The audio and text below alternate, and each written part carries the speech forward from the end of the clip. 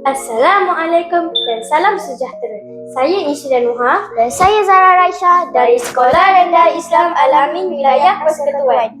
Hari ini kami akan menyediakan Vietnam Roll Peri-Peri, iaitu hidangan yang sihat, kreatif dan seimbang. Kerana tema masakan kreatif ialah makanan berkhasiat.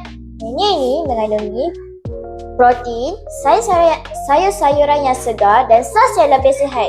Ia sesuai untuk diamalkan sebagai sebahagian daripada gaya hidup sihat. Bahan-bahan yang digunakan ialah dada ayam, Vietnam roll skin, salad, timun jepun dan lobak merah.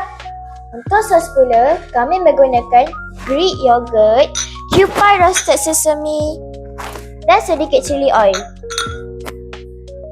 Kita letakkan sos peri-peri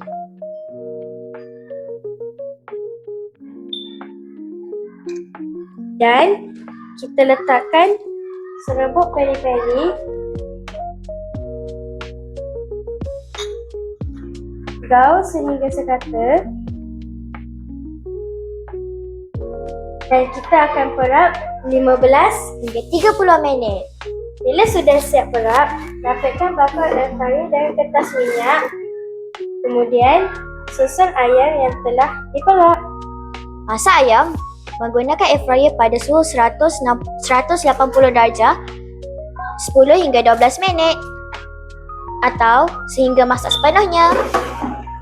Untuk menyediakan sos, ambil cupai roasted sesame, campurkan dengan Greek yogurt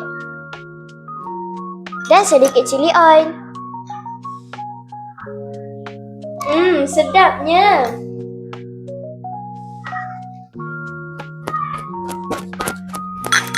Sementara itu, rendam Vietnam roll skin selama beberapa saat sehingga lembut.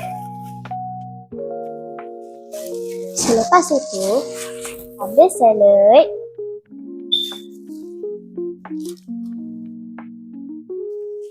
timun jepun, lobak merah dan ayam peri-peri yang telah dimasak di atas Vietnam roll skin. Nampak pun sedap.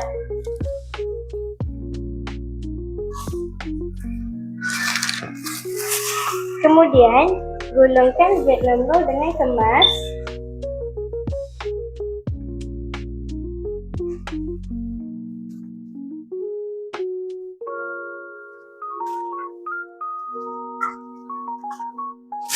Dan hidangkan bersama sos yang telah disediakan. Ini sosnya. Vietnam roll peri-peri ini kaya dengan protein serta serat dan vitamin daripada sayur-sayuran segar. Selain itu, penggunaan air fryer membantu mengurangkan penggunaan minyak, manakala Greek yogurt memberikan pilihan sos yang lebih sihat.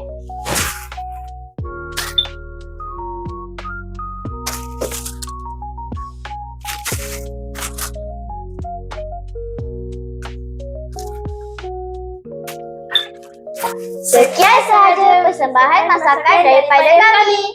Semoga perkongsian ini dapat memberi inspirasi kepada semua untuk mengamalkan pemilihan makanan yang sihat dan seimbang.